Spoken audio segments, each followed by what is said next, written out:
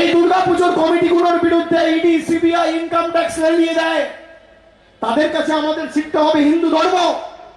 আমরা স্বামী বিবেকানন্দর হিন্দু ধর্মে বিশ্বাস করি, আমরা অমিত শাহ, যোগী আদিত্যনাথের হিন্দু ধর্মে বিশ্বাস করি না।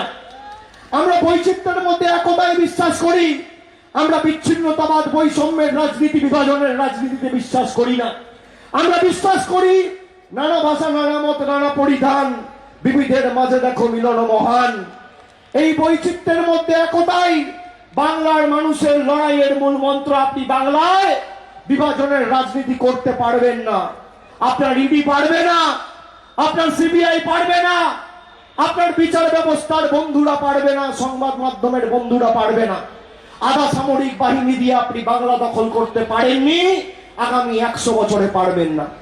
আমাদের মতো সৈনিকেরা যতদিন আছে, মমতা বন্দ্যোপাধ্যায় যতদিন আছে, আমরা মাথা উঁচু করে লড়ার লোক।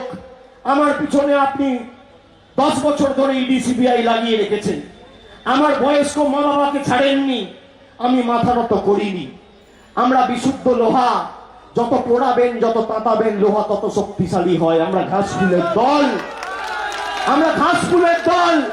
আপনি ঘাস কেটে শেষ করতে পারবেন না, কাটবে যত, বাড়বে তত, ফুটবে তত ফুল, রক্ত দিয়ে লিখে যাব আমরা তৃণমূল। আপনি পারবেন না।